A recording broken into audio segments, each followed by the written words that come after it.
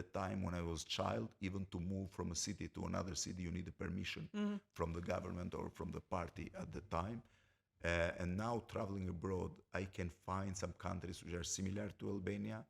I can have the experience I had it before with some countries like Cuba or Vietnam, or some very isolated countries like Eritrea or Turkmenistan, where, and in Eritrea, for example, I was identical in the same story of Albania of 80s, absolutely, but less violent, but the same story, the same isolation.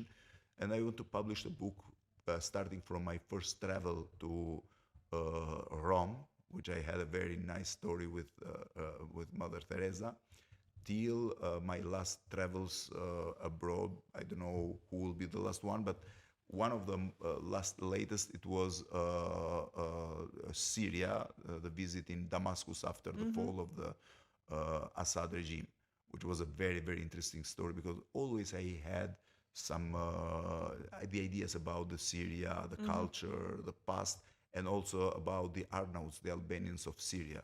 And I found a real Albanian community there, who after 100 and 120 years, they still speaks, some of them fluently Albanians. Even the young people, the children, they started to talk with me on Albanian. Okay, they don't know as their, let's say, grandfathers, but in general, they had a very fluent Albanian, if you understand that for more than 5 generations, they are born and raised in Syria. A friend of mine, he's a photographer, he just got back from Afghanistan. He's Maltese. He was the first Maltese person to enter Afghanistan under the Taliban rule. And he had a great time. I have been twice in Afghanistan. Since the Taliban? No. He said it was fine. I've been one of the first journalists to visit Afghanistan. Amazing. Just 2 months after the American troops and North Alliance occupied, let's say entry, not occupied, in Kabul, and has been one of my worst memory in life, because there were no hotel, no bar, no restaurants. We were staying in a container in the garden of the Turkish ambassador. At the time, it was only, there were only 3 diplomatic missions in Kabul. The Americans, we were staying in a military compound, the Turkish and the British. There were only 3 diplomats, and I think Pakistan also. And we were always accompanied by the very heavily armed guard, meeting President Karzai and the others. But one day I were discussing with a diplomat, a Turkish diplomat, and he said me, if you go outside, the people are very friendly now.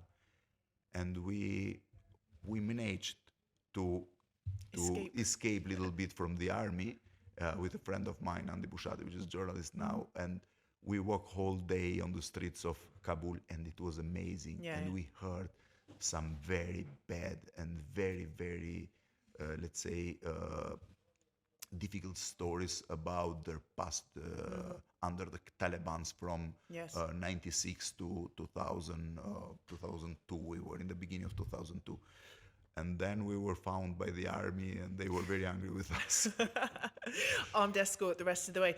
Yeah, the Taliban actually welcomed him and were very friendly. This was last week, and they were very friendly. But then when he tried at the moment, yes. Yeah, because they want to show people, oh, you can come here. We have shops and electric and everything. They are not the Talibans of 96. This is for sure. They're a bit more moderate, but they're still perhaps. The same.